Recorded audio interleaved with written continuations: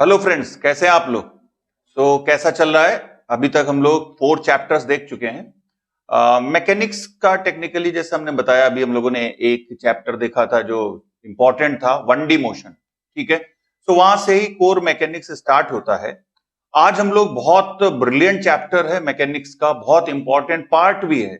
और एक टाइम पे अगर आप देखें 90s में या लेट 90s में या 2010 तक जेई एडवांस में ये फेवरेट था, बहुत फर्क होता है दोनों में। सो आइए स्टार्ट करते हैं। Projectile motion. So projectile motion सबसे पहले डे 1 में आज हम लोग इसके कुछ कॉन्सेप्ट देखेंगे। आइए सबसे पहले देखते हैं projectile motion. So projectile motion सबसे पहले देखते हैं प्रोजेक्टाइल मोशन। जेई एडवांस में ये फेवरेट था, बहुत पूछते थे वो लोग इसको। उसके बाद अभी भी पूछते हैं, पर रिलेटिवली उतना नहीं पूछते जितना तब पूछते थे। सो प्रोजेक्टाइल मोशन एज यूजुअल हमेशा फेवरेट चैप्टर रहा है, जेई के लिए, जेई मेंस के लिए या जेई एडवांस के लिए। ऐसा नहीं हो सकता इस चैप्टर के बिना क्वेश्चन पेपर बन जाए, ये पॉसिबल नहीं है। सो इस चैप्टर को बहुत केयरफुली करना है हम लोगों को, और बहुत ध्यान से सुनिए, इजी है। हम इसको आपको with the help of animation, जो मॉडर्न टेक्नोलॉजी है, जो मॉडर्न टेक्निक्स है, सबके हेल्प से आपको बड़े आराम से फील हो जाएगा। और बिलीव मी, अगर आप ध्यान से देखेंगे, ध्यान से समझेंगे, ध्यान से सुनेंगे, तो फिर आपको बहुत मजा आने वाला है। अभी तक हम लोगों ने मैकेनिक्स में ये पहला चैप्टर आया है जो बहुत अच्छा चैप्टर है, कंसेप्चुअल चैप्टर है, समझने वाला चैप्टर है। और जैसे 1D की काफी इंफॉर्मेशन, वेलोसिटी, डिस्प्लेसमेंट वगैरह आपको पहले से मालूम था, पर इसके बारे में अगर आप 10th पास करके आए तो आपको नहीं मालूम होगा। या जब आप स्कूल में पढ़ते हैं तो स्कूल में इस चैप्टर का लेवल कुछ और होता है, पर जब आप जेई के लिए देखते हैं तो वहां पर लेवल कुछ और होता है। बहुत फर्क होता है दोनों में। सो आइए स्टार्ट करते हैं projectile motion. So projectile motion में सबसे पहले डे 1 में आज हम लोग इसके कुछ कॉन्सेप्ट देखेंगे। आइए सबसे पहले देखते हैं प्रोजेक्टाइल मोशन होता क्या है। What is projectile motion. तो हम थोड़ा सा रिवाइंड करते हैं आपके दिमाग को। अगर पीछे जाए 1D मोशन क्या होता है, हम लोग ऑलरेडी हालांकि देख चुके हैं। चलिए उसी से स्टार्ट करते हैं। 1D मोशन जैसे आप स्क्रीन पे देख सकते हैं, एक बॉल है। अगर इस बॉल को जस्ट वर्टिकली अपवर्ड थ्रो कर दें और ये बॉल इसी वर्टिकल डायरेक्शन में मूव कर रही है, ना आगे जा रही है न पीछे जा रही है, जस्ट वर्टिकल मोशन कर रही है, इसको हम लोग क्या कहेंगे, 1D मोशन। बिल्कुल सही है। इस कंडीशन में ऑब्वियस है, जब बॉल टॉप पे पहुंचेगा तो इसका वेलोसिटी 0 होगा, तभी वापस आया होगा, वहां से वापस आएगा, फिर स्ट्राइक करेगा। सो वर्टिकल डायरेक्शन में जब जाता है तो टॉप यानी मैक्सिमम हाइट, भाई टॉप पॉइंट को आप क्या कहोगे, it will be the maximum height covered by the ball. ये मैक्सिमम हाइट है, ज्यादा से ज्यादा ऊंचाई तक जाता है। जिस मैक्सिमम हाइट तक जाएगा वहां वेलोसिटी 0 होगी। क्यों 0 होगी, भाई इसका वेलोसिटी कम होता जा रहा है स्लोली। अगर ये इनिशियल में u से प्रोजेक्ट किया गया था तो फाइनली यहां पर क्या हो गया, वेलोसिटी 0। क्यों, ग्रेविटी डाउनवर्ड डायरेक्शन में लग रहा है। ये 1D मोशन हो गया, हम लोग ऑलरेडी देख चुके हैं मोशन अंडर ग्रेविटी में।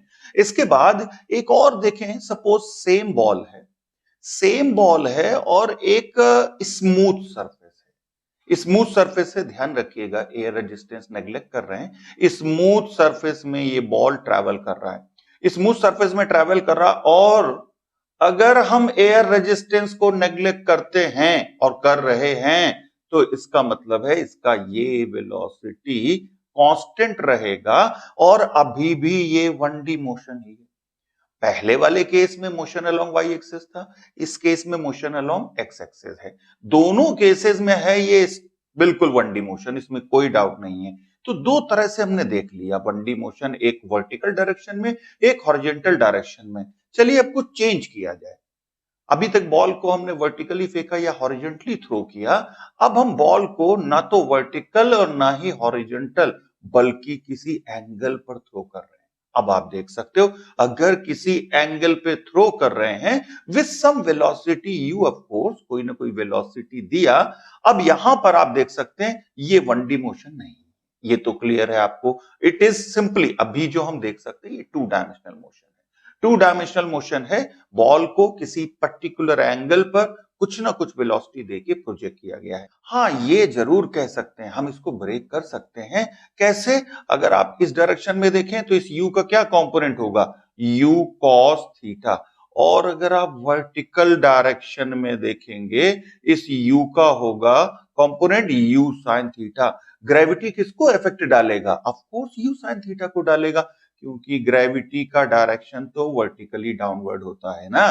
पर u cos थीटा का क्या होगा? नो चेंज, कांस्टेंट रहेगा, ये नहीं चेंज होगा। एयर रेजिस्टेंस हम लोग नहीं कंसीडर कर रहे हैं। सो ये मोशन हुआ 2D motion end of course ये हुआ प्रोजेक्टाइल मोशन। प्रोजेक्टाइल मोशन का मीनिंग है ना तो वर्टिकली थ्रो किया ना हॉरिजॉन्टली थ्रो किया, बल्कि किसी न किसी एंगल पर थ्रो कर दिया। अब ये मोशन है, इसको जरा समझें। जैसे 1D मोशन था, हमने बॉल को वर्टिकली अपवर्ड थ्रो किया, फाइनली इसका वेलोसिटी 0 हुआ, बॉल वापस आ गया। इसके बाद हॉरिजॉन्टली थ्रो किया तो भाई चलो इसका वेलोसिटी u था, अभी भी u बना रहा, कांस्टेंट रहा। दोनों 1D मोशन है, हमने क्या किया? दोनों को ज्वाइन कर दिया, दोनों को ज्वाइन कर दिया और बॉल को किसी न किसी एंगल पे थ्रो किया। यहां पर बॉल को एंगल पे थ्रो किया है, इट मींस इस बॉल के कंपोनेंट भी होंगे। और एज यूजुअल जैसे हम लोग देख चुके हैं, ये u cos थीटा हो गया और ये इस डायरेक्शन में it will B vertical direction में u sin थीटा हो गया। और बॉल का ये पाथ, जिसको हम लोग टेक्निकली ट्रेजेक्टरी बोलते हैं, ये पाथ भी पैराबोलिक होता है। लेटर ऑन हम लोग इसको प्रूव भी करेंगे। सो ये हम लोगों ने देख लिया कि this motion plus this motion means 1D motion along y axis, 1D motion along x axis, combined करके हमने बना दिया 2D मोशन। सो ये हो गया 2D मोशन। कौन कौन से इसमें डायमेंशन इन्वॉल्व है? x भी इन्वॉल्व है, y भी इन्वॉल्व है, x प्लस y एक्सिस दोनों इन्वॉल्व है। अब इसको जरा 2D मोशन या मोशन इन अ प्लेन भी बोलते हैं। सो 2 डायमेंशनल मोशन या मोशन इन अ प्लेन मतलब क्या हुआ?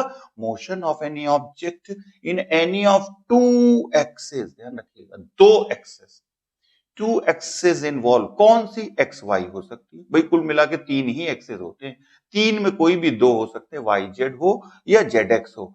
हमने पहले भी बताया है। ऑल्दो हम लोग देखेंगे कि ऐसा नहीं है कि 2D मोशन, प्रोजेक्टाइल मोशन हमेशा 2D मोशन होगा, नहीं, 3D भी हो सकता है, 1D नहीं हो सकता। लेकिन सो यहां पर projectile motion may be 2D और even 3D also, but in general it use to be 2D, मतलब जनरल कंडीशन में ये 2D ही रहता है। पर 3D हो सकता है। अगर आपसे कोई पूछेगा कि 3D कैसे होगा, कैसे होगा 3D, जरा सोच के देखो।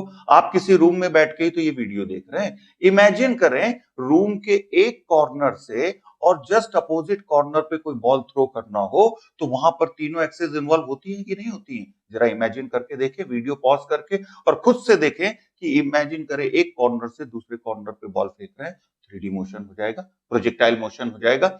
सो यहां पर हम लोग देख रहे हैं 3D प्रोजेक्टाइल मोशन का एक एग्जांपल। देखें, देखिए यही है। जैसे आप, अगर हमारे पास एनिमेशन नहीं होता तो क्या होता? हम आपसे कहते हैं आप इमेजिन करें, अब आपके ऊपर डिपेंड करता है आप इमेजिन अच्छा कर सकते हैं कि नहीं कर सकते हैं। सो यहां पर हम उसको आपको with the help of animation दिखाते हैं। देखें किस टाइप का होगा 3D प्रोजेक्टाइल मोशन। ये देखिए, यहां पर अगर हम लोग इसको एज्यूम कर लें कि चलो भाई ये एक्स एक्सिस है, चलो भाई ये वाई एक्सिस है, और इसको हमने एज्यूम कर लिया दिस इज जेड एक्सिस। अब क्या हो रहा है? जब बॉल इस पाथ पे जा रहा है, तीनों कोऑर्डिनेट चेंज हो रहे हैं, एक्स में भी चेंज हो रहा है, वाई में भी चेंज हो रहा है, इवन जेड में भी चेंज हो रहा है। इसका मतलब अगर तीनों कोऑर्डिनेट चेंज हो रहे हैं, it's a perfect example of 3D projectile motion. 3D projectile motion का ये परफेक्ट एग्जांपल हो जाता है। अब हम लोग देखना चाहते हैं प्रोजेक्टाइल मोशन को, देखना नहीं चाहते, फील करना चाहते हैं। आप और हम मिलके फील करेंगे क्या होता है प्रोजेक्टाइल मोशन। देखें, अगर प्रोजेक्टाइल मोशन जैसा हम लोग अभी तक देख रहे थे, उसके बजाय 2 मिरर लगा देते हैं, मतलब एक्स एक्सिस को आप एक मिरर समझ लीजिए, उसको हॉरिजॉन्टल मिरर बोल देंगे। वाई एक्सिस को एक मिरर समझ लीजिए, उसको वर्टिकल मिरर बोल देंगे। बॉल आप देख सकते हैं, मिरर भी आप इमेजिन कर सकते हैं, और यहां पर बॉल के 2 इमेज भी आपको दिख रहे होंगे। एक इमेज ये है और एक इमेज हॉरिजॉन्टल मिरर में। चलिए, जब बॉल को प्रोजेक्ट करेंगे तो बॉल तो आप देख लेंगे, सभी लोग देख लेंगे इजीली। इमेज पे जरा फोकस करिए, जो वर्टिकल मिरर और हॉरिजॉन्टल मिरर दोनों में इमेज फॉर्म हो रहा है, उस पे फोकस करें। देखें, हमने बॉल को प्रोजेक्ट किया, इमेज देख रहे हैं आप, बॉल को प्रोजेक्ट कर रहे हैं, आपको इमेज पे कंसंट्रेट करना है। देखिए, इमेज ही आपको ये चैप्टर सिखा देगी। अगर आपने इमेज देख लिया और उस पे फोकस कर लिया, बिलीव मी ये चैप्टर बहुत इजी लगेगा। सो फिर से देखिए, एक बार इमेज पे फोकस करिए, आप हॉरिजॉन्टल वर्टिकल तीनों दोनों मिरर में आप देख सकते हैं क्या हो रहा है इमेज का। चलिए फिर से एक बार, कुछ लोगों ने नहीं देखा होगा, फिर से एक बार देखते हैं। बॉल को प्रोजेक्ट कर रहे हैं, वर्टिकल मिरर में क्या हो रहा है और हॉरिजॉन्टल मिरर में उसके इमेज का क्या हो रहा है, देखें यहां पर, ये देखें। सो अल्टीमेटली क्या दिखा आपको? आपको ये दिखा कि वर्टिकल मिरर में जब बॉल का इमेज था वो अपवर्ड गया और फिर डाउनवर्ड आया, बट हॉरिजॉन्टल मिरर में उस इमेज में क्या चेंज हुआ? कोई चेंज नहीं हुआ, एज इट इज चलता रहा, एज इट इज चलता रहा। इट मींस यहां पर आप देख सकते हैं जो हॉरिजॉन्टल मिरर में बॉल का इस तरह से इमेज ट्रेवल कर रहा था उसका स्पीड क्या था? u cos theta. Vertical mirror में बॉल का इमेज ट्रेवल कर रहा था उसका वेलोसिटी इनिशियल क्या था? u sin theta. पर ये u sin थीटा तो जीरो हुआ है, बॉल नीचे आता दिखा था इमेज उसका? बिल्कुल। इसी वजह से, क्यों? क्योंकि ग्रेविटी डाउनवर्ड डायरेक्शन में एक्ट कर रही है।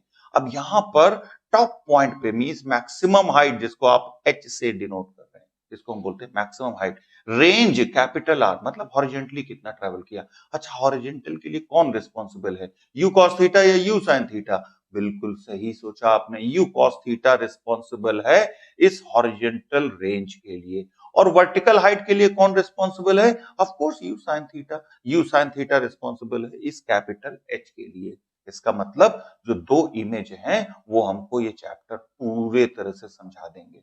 अगर आप दोनों को स्प्लिट करके देख लेंगे ये चैप्टर पूरे तरह से क्लियर हो जाएगा। सो यहां पर वर्टिकल मिरर पहले देखते हैं वन बाय वन। सिर्फ वर्टिकल मिरर पे फोकस करिए। वर्टिकल मिरर पे इस बॉल को कुछ वेलोसिटी दिया गया था। क्या वेलोसिटी दिया गया था इस बॉल को? देखिए वर्टिकल मिरर में इनिशियल वेलोसिटी दिया गया था u sin थीटा, और जब यहां पर पहुंचा तो इसका ये वेलोसिटी क्या हो गया? जीरो। u sin थीटा पे ऐसे भी लिख सकते हैं कि नहीं लिख सकते हैं? Velocity along y axis, initial velocity, और final velocity along y axis zero हो गया। और ये हाइट इसका, it will be the maximum height, ये इसका मैक्सिमम हाइट होगा। अब जरा ये कोशिश करें कि ये एक तरफ आप देख रहे हैं बॉल ऊपर जा रहा है फिर वापस आ रहा है, किसी एक तरफ का टाइम निकालने का ट्राई करें। ग्रेविटी तो काम कर रहा है ना, इस डायरेक्शन में ग्रेविटी काम कर रहा है। अगर हम टाइम निकालना चाहते हैं तो टाइम निकालने के लिए इक्वेशंस ऑफ मोशन हमारे पास हैं, उन्हीं इक्वेशंस ऑफ मोशन का वर्टिकल मिरर में यूज कर सकते हैं। क्यों? जी हमारा अवेलेबल है यहां पर। तो वर्टिकल मिरर में इक्वेशंस ऑफ मोशन को यूज करें। देखें, gravity acts in the vertical direction, so we can say time taken by image of ball going up। Ball को ऊपर जाने में टाइम ले लिया हमने स्मॉल टी, नीचे आने में भी टाइम टी लगेगा और सेम टाइम लगेगा। ये तो क्लियर हो गया आपको 1D में ही कि भाई 1D मोशन में हम लोगों ने देखा था सेम टाइम लगता है अपवर्ड जाने में एंड जस्ट इक्वल टाइम लगता है डाउनवर्ड आने में। टॉप पे पहुंच के वेलोसिटी जीरो हो रहा है, इसके लिए रिस्पॉन्सिबल कौन है? ग्रेविटी है रिस्पॉन्सिबल। सो यहां पर हम सिंपल देखें यहां पर बॉल जब u sin थीटा से प्रोजेक्ट किया है उसका फाइनल वेलोसिटी जीरो हुआ है, इट मींस v जीरो हो गया। आप देख सकते हैं initial velocity u sin theta minus gt। सो t की वैल्यू यहां से क्या आ जाती है? u sin theta by g। अब जरा क्या आपको बताना पड़ेगा कि ये u sin theta by g क्या है? वन साइडेड टाइम है, चाहे आप अप के लिए देखें या डाउन के लिए देखें। ऊपर जाने का टाइम भी यही है, नीचे आने का टाइम भी यही है। अब यही टाइम है तो टोटल टाइम अगर निकालना हो तो टोटल टाइम के लिए क्या करोगे?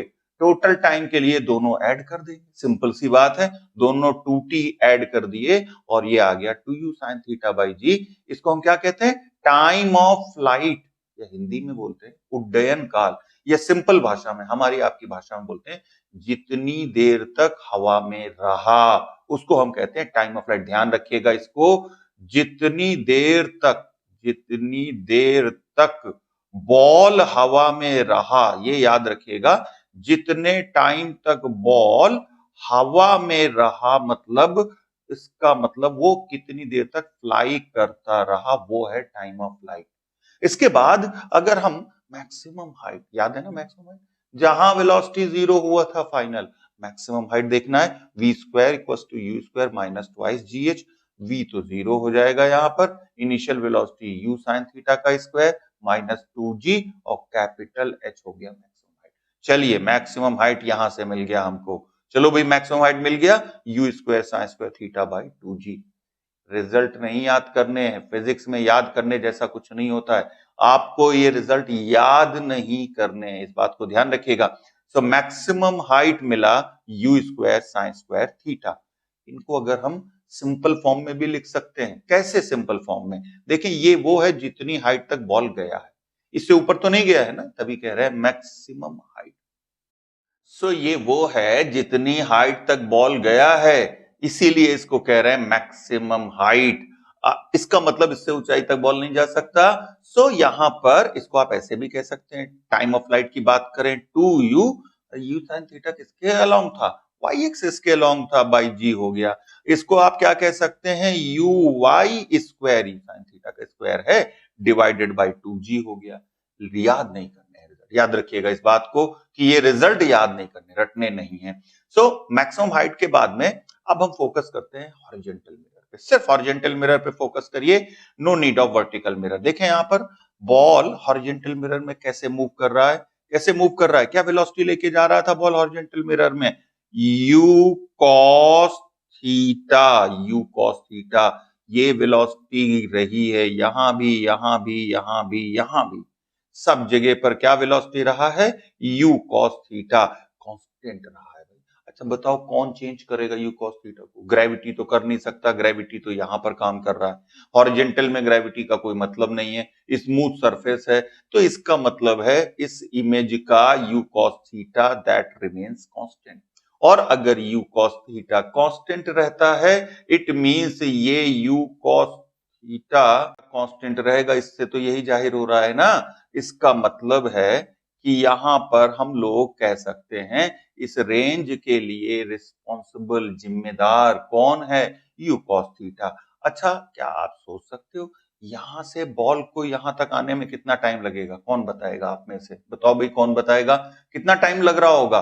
क्या टाइम आपने अभी कैलकुलेट किया है? बिल्कुल किया था, कैपिटल टी टाइम ही तो लग रहा होगा, जिसको हम लोग कह रहे थे टाइम ऑफ फ्लाइट। भाई बॉल ऊपर गया, नीचे आया, टोटल टाइम हो गया। अब जितनी देर में ऊपर गया वो टाइम यहां तक हो गया, फिर वापस बॉल आया, वो टाइम यहां तक, टोटल टाइम क्या हो गया? Capital T. इसका मतलब हम लोग यहां पर कह सकते हैं वेलोसिटी रिमेन्स कांस्टेंट। सो हम इक्वेशन ऑफ मोशन यूज नहीं कर सकते, इक्वेशन ऑफ मोशन यूज नहीं कर सकते until any external reason present to change u cos theta, like air flow हो, हवा का फ्लो हो अगर कंसीडर हो रहा हो, या एयर रेजिस्टेंस हो, तब तो u cos थीटा वहां पर कांस्टेंट रहेगा।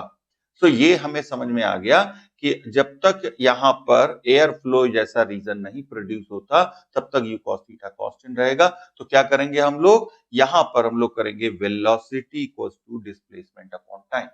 इक्वेशन ऑफ मोशन तो यूज कर नहीं सकते, इसका मतलब velocity equals to displacement upon time. So ये कह सकते velocity u cos theta, displacement r, जिसको रेंज कह रहे हैं, divided by capital T। It means r आ गया u cos theta into t। t तो कैलकुलेट कर चुके हो अभी, क्या आया था t? याद नहीं करना है, पढ़ के आए हैं तुरंत याद हो सकता है, 2u sin थीटा बाई जी। चलिए वैल्यू रख देते हैं 2u sin theta by g. अब यहां पर एक फॉर्मूला ट्रिग्नोमेट्री का होता है, सभी को मालूम है, sin 2 theta 2 sin theta cos theta. अब देखो यहां पर ये 2 है, sin theta cos theta, so इसको हम लिख सकते हैं u square sin 2 theta divided by g, और ये हो गया रेंज, इसको हिंदी में परास भी बोलते हैं। सो रेंज का रिजल्ट आ गया। इट मींस अल्टीमेटली हमारे पास 3 रिजल्ट आ गए। कौन कौन से? नंबर 1 टाइम ऑफ फ्लाइट, क्या आया था result? 2u sin theta by g आ गया सबके पास। दूसरा result u square sin square theta by 2g, किसका? मैक्सिमम हाइट का, बिल्कुल सही। तीसरा रिजल्ट भी आ गया, किसका? रेंज का, u square sin 2 theta by G. sin 2 theta को 2 sin थीटा cos थीटा लिखते हैं, अल्टीमेटली एक होगा ux।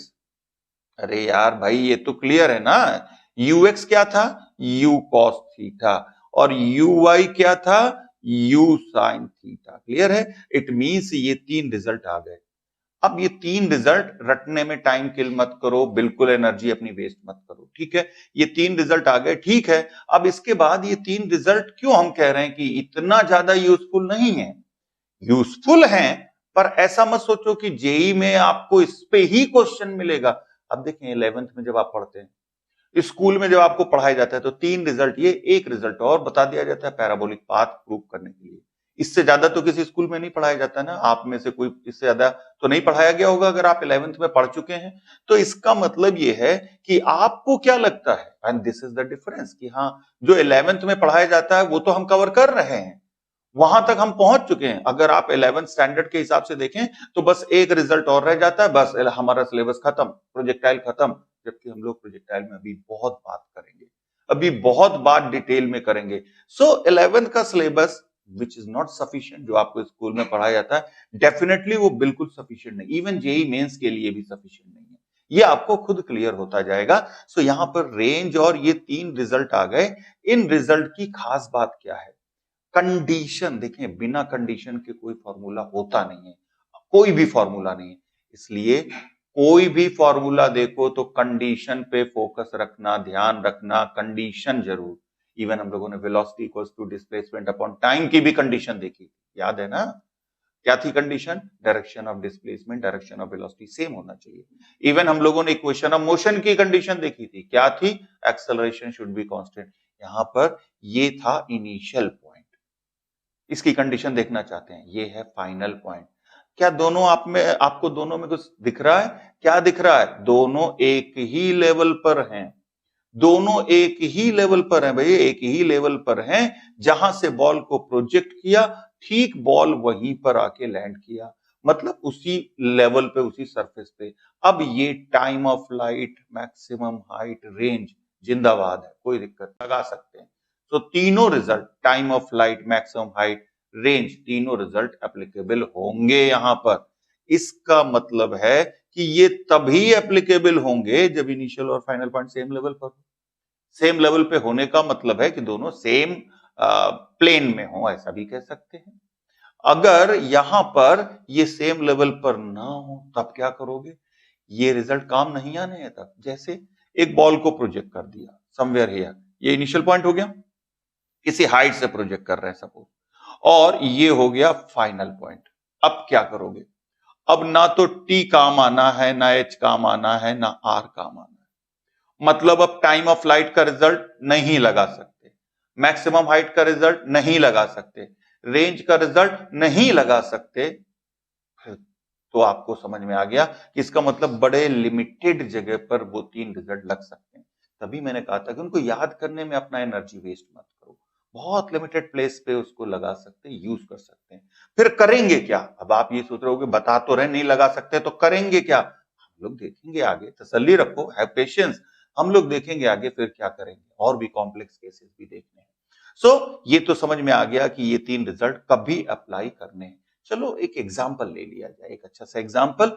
यहां पर a body of mass m projected upward with initial velocity. देखें ध्यान से, इसने प्रोजेक्टाइल नाम नहीं लिया, इसने कहा इनिशियल वेलोसिटी है 4i cap plus 5j cap metre per second. चलो भाई, ये इनिशियल वेलोसिटी पूछ क्या रहा है? Find time of flight. अब जब आपने ये वेलोसिटी देखी, जरा ध्यान से उसको देखो, क्या है velocity? 4i cap plus 5j cap. 2D में है कि नहीं वेलोसिटी? इनिशियल वेलोसिटी अगर 2D में है तो इसका मतलब तो ये है कि ये प्रोजेक्टाइल हो सकता है। इवन ये प्रोजेक्टाइल है। टाइम ऑफ फ्लाइट कैलकुलेट करना, मैक्सिमम हाइट कैलकुलेट करना, attend and range attend by the body, range calculate करना है। यहां पर आप देखें, सपोज ये वाई एक्सेस है, ये एक्स एक्सेस है, और या वर्टिकल मिरर है ये, और ये हमारा जो हम लोग देख रहे थे हॉरिजेंटल मिरर है। यहां अगर आप यूएक्स की बात करें तो यूएक्स कितना है? 4 है। देखिए ध्यान से। यूआई की बात करें तो जो जे कैप के साथ दिया है ये जे कैप होगा, और ये आई कैप के साथ होगा। इसका मतलब हमको गिवन है U 4i cap plus 5j cap metre per second, U X 4 metre per second, U I 5 metre per second. सीधे से रिजल्ट बेस्ड क्वेश्चन। खुश मत होना कि ये बड़ा टफ क्वेश्चन, नहीं, ये बहुत सिंपल क्वेश्चन है। जस्ट दिमाग में आपके ये भी डालना है कि उस फॉर्मूले में you why you x vector form में हो तो भी यूज कर सकते हैं। टाइम ऑफ फ्लाइट मिल गया यहां से 1 second. Similarly height, maximum height, यहां पे भी U Y square that means 1.25 metre. अब रेंज 2ux इंटू uy, देखें वैल्यू रख दें 2ux 4 uy 5 और ये सॉल्व करने पे आ जाता है 4 मीटर, रेंज भी मिल गया। सिंपल क्वेश्चन था, हमको सारी चीजें कैलकुलेट हो गई। सो फ्रेंड्स यहां तक आपको क्लियर हो गया ना सभी को कि हम लोग अभी ये एक तरह से 11th स्टैंडर्ड का हम लोगों ने पढ़ा, अभी स्कूल लेवल का पढ़ा अभी तक। अब जरा इसको और थोड़ा सा इनहेंस करें, जो पढ़ा है उसके क्या एप्लीकेशन हो सकते हैं ये भी तो देखा जाए। जो अभी तक हमने पढ़ा, मतलब अभी हम उस प्रोजेक्टाइल पे नहीं जा रहे हैं जहां initial point final point different level पे होता है। हमने ठीक है ये एज्यूम कर लिया ये है, चलो इसी के एप्लीकेशन देखी जाए, इसी की अप्रोच देखी जाए। सो सबसे पहले इसमें अप्रोच है maximum range to get maximum horizontal distance covered by any mass in projectile motion we must have a unique specified angle। जरा आप देखो यहां पर बॉल को प्रोजेक्ट कर रहे हैं यू स्पीड यू वेलोसिटी से, एंगल अल्फा है, ऑब्वियसली ये रेंज आर है। अब हम ये चाहते हैं कि इस रेंज को मैक्सिमाइज करना। मैक्सिमाइज करने के लिए क्या कर सकते हैं, कुछ है हमारे ऑप्शन। हम पूरी ताकत से फेंक सकते हैं, चलो वो भी यू ही था, पहले भी हम ट्राई कर रहे थे पूरी ताकत से थ्रो करने का। सो यू से फेंक सकते हैं, और क्या कर सकते हैं, कुछ साइंस है यहां पर इन्वॉल्व कर सकते हैं। क्या साइंस इन्वॉल्व कर सकते हैं, ये एंगल डिसाइड कर सकते हैं, एंगल डिसाइड कर सकते हैं। एंगल इनिशियल लेवल पे डिसाइड किया जा सकता है किस एंगल पर थ्रो करें, किस एंगल पे थ्रो करें। जैसे फॉर एग्जांपल हम देखें, जैसे आपके हाथ में पेन होगा, ये पेन है, अब हमको ये देखना है कि ये पेन को थ्रो करना है। अब आप सोचो प्रोजेक्टाइल पाथ पे थ्रो करना है, तो हमारे हाथ में क्या है, हम पूरी ताकत से थ्रो कर सकते हैं।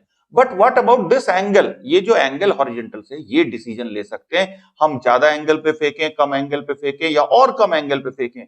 और इस पे कंपटीशन भी होते हैं, याद होगा आपको ओलंपिक्स में कंपटीशन होते हैं।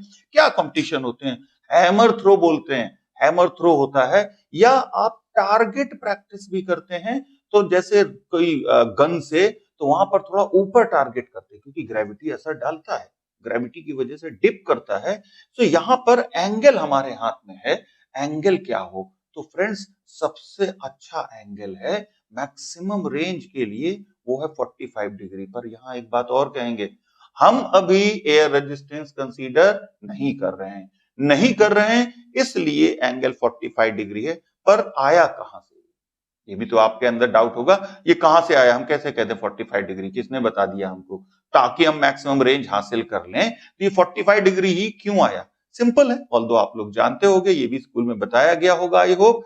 रेंज का फॉर्मूला क्या होता है, U square sine 2 theta by G for R max. अब देखें आर मैक्स के लिए यू हम पूरी ताकत से फेंक रहे हैं, एक है जो डिसीजन लेना है initial angle sine 2 theta, sine 2 theta की वैल्यू मैक्सिमम हो गई अगर, तो रेंज मैक्सिमम हो जाएगा। अब जरा साइन 2 थीटा मैक्सिमम क्या होगा, 1, साइन 2 थीटा मैक्सिमम 1 होगा, और यहां से 2 थीटा की वैल्यू साइन 90 की वैल्यू 1 होती है, ये तो मालूम है। थीटा 45 डिग्री होगा, इससे आ गया हमको 45 डिग्री पे थ्रो करेंगे तो रेंज मैक्सिमम होगा। कितना होगा रेंज, अगर मैक्सिमम भी होगा तो कितना होगा, अरे भाई फॉर्मूला याद है, r equals to u square sine 2 theta by g. अब देखो ये तो हो गया 1, क्लियर है, तो हमारे पास क्या बचा, यू स्क्वायर बाई जी बचा, r maximum u square by g हो गया। एंगल याद रखिएगा 45 डिग्री, और ये भी याद रखना कि हम लोग यहाँ एयर रेजिस्टेंस कंसीडर नहीं कर रहे हैं। अब अगर 45 डिग्री है एंगल, इस कंडीशन पे हाइट क्या होगी, जिसको मैक्सिमम हाइट कहते हैं, और ये हाइट, लेकिन वो मैक्सिमम ऑफ मैक्सिमम हाइट नहीं है, मैक्सिमम हाइट कह रहे हैं, वो कितना होगा, फॉर्मूला क्या था, U square sine square 45 by 2 G. Sine 45 क्या होता है, 1 by root 2 square, 1 by 2 means 4 G आ गया, U square by 4 G, in this case maximum height. इस कंडीशन में इनका रिलेशन भी देख सकते हैं, इनका रिलेशन क्या है मैक्सिमम हाइट का और इसका, देखें आर, यहां पर आर मैक्सिमम में अगर आप 4 से डिवाइड कर दो तो इस कंडीशन का एच आ जाएगा।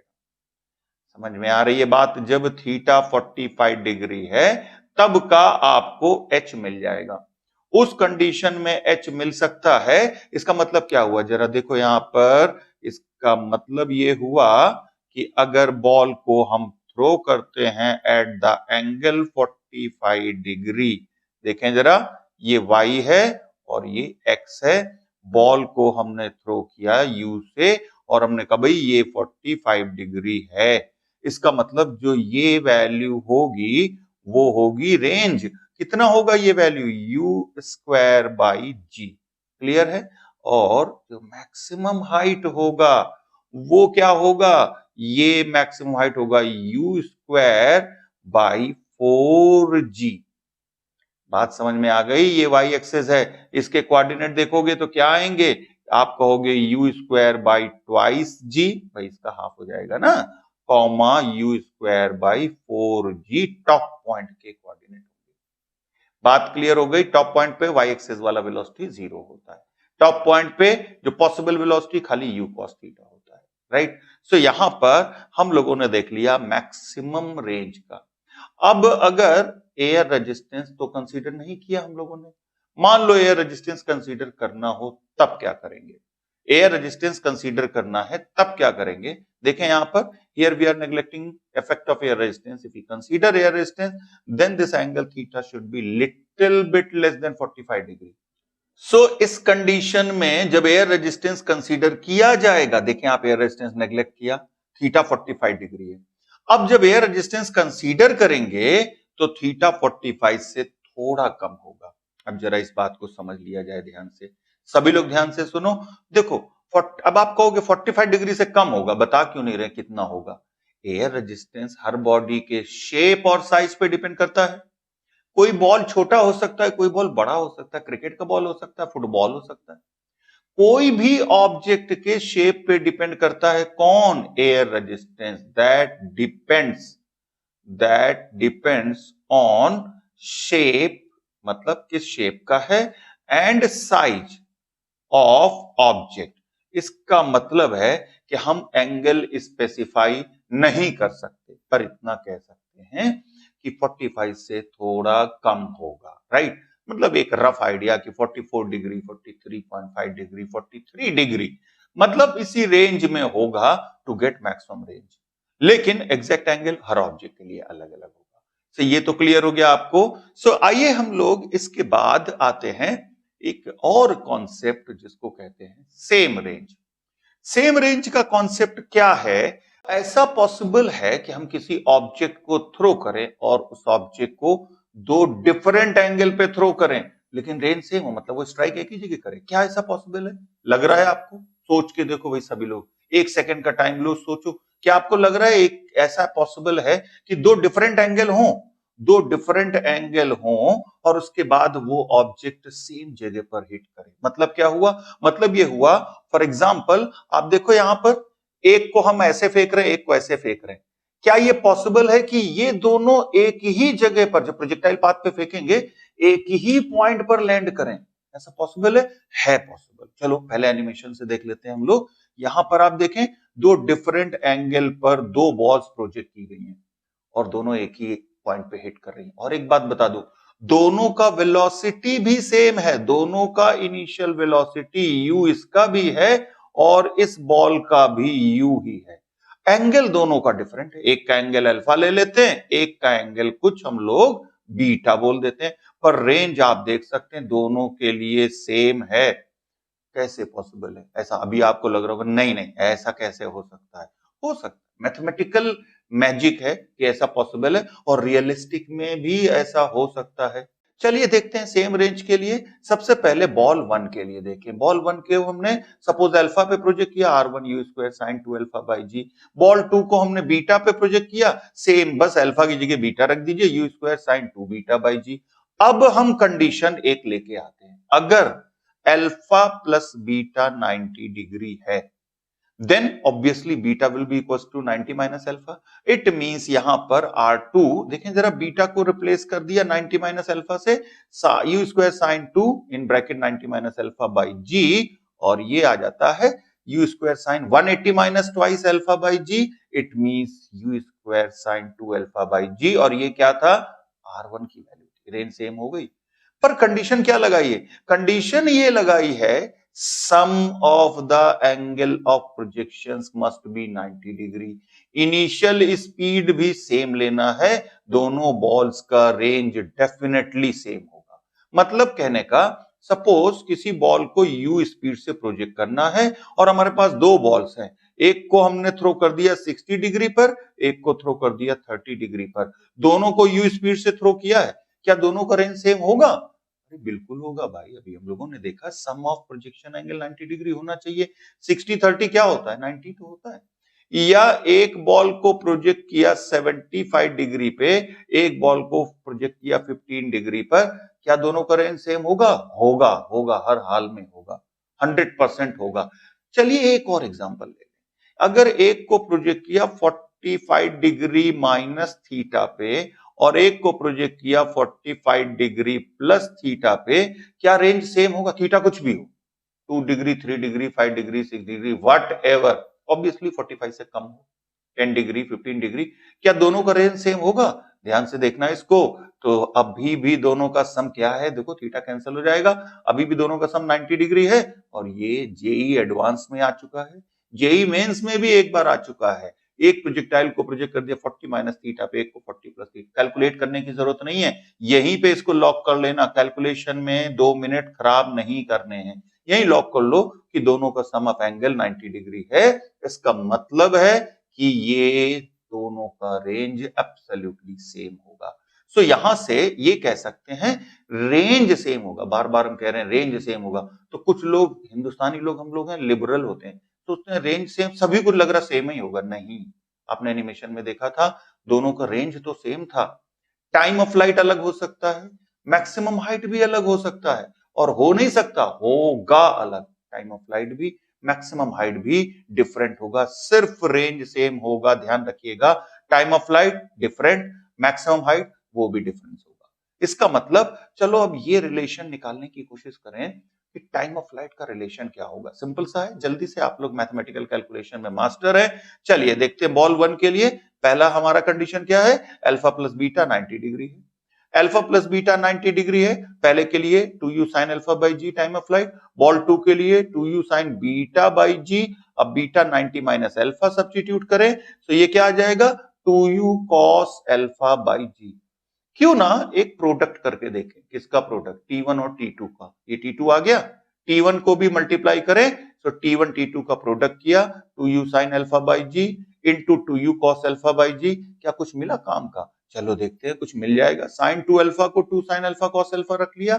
इसका मतलब T1 into T2 equals to 2 by g u square sin 2 alpha by g. और इसको हम क्या लिख सकते हैं? रेंज।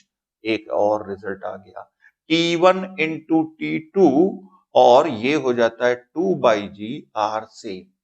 अब ये भी रिजल्ट बड़े काम का है। कैसे काम का है? सपोज कह दिया जाए कि एक बॉल को प्रोजेक्ट कर दिया 45 डिग्री प्लस थीटा पे, एक बॉल को प्रोजेक्ट कर दिया 45 डिग्री माइनस थीटा पे। एक बॉल का टाइम ऑफ फ्लाइट कह दिया 3 सेकेंड है, एक बॉल का टाइम ऑफ फ्लाइट कह दिया 5 सेकेंड है। तो रेंज क्या होगा? अब ये अगर आप मैथमेटिकली करने लगोगे तो बहुत टाइम खा जाएगा, बहुत टाइम खा जाएगा। लेकिन अगर आप मालूम है आपको T1 T2 equals to twice by G R, सीधे से देखो क्या हो गया, एक का 3 सेकेंड 5 सेकेंड, सीधे 15 इंटू जी डिवाइडेड बाई 2। और जी को अगर 10 लेंगे तो 2 से कैंसिल करोगे 5, इसका मतलब कितना हो गया? 75 मीटर रेंज हो गया। सीधे से आ गया, एक लाइन में, कुछ करने की जरूरत नहीं। और ये सारी चीजें दिमाग में रखी जाती है जब आपके अंदर दीवानगी होगी, आप फिजिक्स के लिए हंग्री होंगे, या आप आईआईटी के लिए हंग्री होंगे, और जब हंग्री होंगे जबरदस्त, तब भी आप वहां पहुंच पाएंगे। सो इसका रेंज आ गया 75 मीटर। इसके बाद इसमें हम लोगों ने जैसे टाइम ऑफ फ्लाइट का देख लिया, चलो क्यों ना अपने मन से इनोवेशन करें, मैक्सिमम हाइट का भी रिलेशन निकाला जाए। चलो मैक्सिमम हाइट का रिलेशन निकालते हैं इस कंडीशन में। कंडीशन वही है, अल्फा प्लस बीटा 90 डिग्री।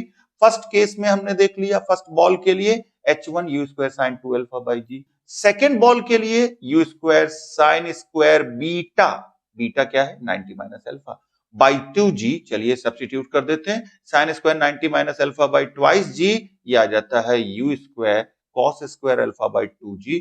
फिर से प्रोडक्ट करने का मन अब आपका भी कर रहा होगा हमारे साथ साथ। चलिए प्रोजेक्ट करते हैं दोनों को, h1 इंटू h2 मल्टीप्लाई किया, सिंपल सा कैलकुलेशन किया और यहां पर हमको मिल गया u square sine 2 alpha by g का स्क्वायर, ध्यान रखिएगा स्क्वायर मल्टीप्लाइड बाई 1/16। और ये जो u square sine 2 alpha by g है क्या, अरे रेंज ही तो है भाई, तो इसका मतलब r स्क्वायर बाई 16। और यहां से एक इंटरेस्टिंग केस आया, r equals to 4 root h1h2। अब देखो ये भी शॉर्टकट बनाता है, क्या बनाता है, हमने कहा एक बॉल को प्रोजेक्ट किया 45 डिग्री प्लस थीटा पे। मैं 45 डिग्री प्लस थीटा का एग्जांपल क्यों ले रहा हूं मालूम है, थीटा वेरिएबल है, जो मर्जी हो रख लो, मतलब एक ये केस बताने से सैकड़ों केस हो जाते हैं, आप जो मर्जी हो थीटा रखते जाओ। एक बॉल को प्रोजेक्ट किया 45 डिग्री माइनस थीटा पे। अब ये कह रहा है कि एक बॉल मैक्सिमम हाइट गया 2 मीटर और एक बॉल का मैक्सिमम हाइट था 8 मीटर, रेंज बताओ क्या होगा दोनों का। अरे कुछ भी नहीं करना है यार, ये देखो यहां पर आया h1 2 h2 8 मल्टीप्लाइड किया 16, बाहर निकल के आया 4 और 16 मीटर रेंज आ गया ना, बिल्कुल जस्ट किडिंग, बिल्कुल आराम से आपको आता जाएगा। These are the concept. अब ये तो आपको 11th में नहीं बताए गए हैं ना, ध्यान से खुद ही आपको मालूम होगा अगर आप 11th कर चुके हैं। ये नहीं कह रहा हूं मैं एडवांस लेवल के हैं, बट ये टॉप लेवल के हैं, अच्छे लेवल के हैं कॉन्सेप्ट, और ये आपको 11th में नहीं बताए जाते। And this is the difference, यही डिफरेंस होता है आईआईटी जेई और 11th सिलेबस वही है। आप किसी भी बोर्ड में देखें, UP board, CBSE board, ISC board, state board, whatever, सब में प्रोजेक्टाइल मोशन लिखा हुआ है। प्रोजेक्टाइल मोशन लिखा है सिलेबस में, आईआईटी में भी लिखा है या जेई मेंस में भी लिखा है, पर उसके अंदर का कंटेंट वो डिफरेंट करता है। आप बोर्ड में 100 में 99 100 आराम से ले आते हैं, बात जब आईआईटी की आती है तो 50% मार्क्स लाने में भी आपकी हालत बिगड़ जाएगी। 100% मार्क्स तो it's next to impossible, possible ही नहीं है टेक्निकली। क्यों, सिलेबस तो वही है जो 11 12 का होता है, वही जेई का है, वही जेई मेंस का है, कोई डिफरेंस नहीं है सिलेबस में, और इवन कम है समटाइम्स अगर हम देखें। पर क्यों नहीं आते, क्योंकि आपने ऊपर ऊपर चैप्टर को पढ़ा होता है, चैप्टर के अंदर नहीं जाते हैं। और अभी तो हम गए भी नहीं अंदर, अभी भी ऊपर ऊपर ही है, अंदर जाएंगे आपको खुद ही रियलाइज होगा कि हाँ क्या होता है कोई चैप्टर, अच्छा कंसेप्चुअल चैप्टर में डीप साइड नॉलेज क्या होती है। So friends, this is end of day 1 projectile motion. आपको मजा आ रहा होगा और मजा आएगा, आप प्रोजेक्टाइल मोशन ध्यान से सुनते रहिएगा। ये डे 1 में हमने सिर्फ चैप्टर के बेसिक कवर किए हैं, अब धीरे धीरे हमने डीप में जाना स्टार्ट किया है। So this is end of day 1, ध्यान से करते रहिए, आपको बहुत अच्छा लगेगा। नेक्स्ट डे 2 में हम लोग और अच्छे से देखेंगे और डीप में जाएंगे चैप्टर के। So this is end of day 1 projectile motion.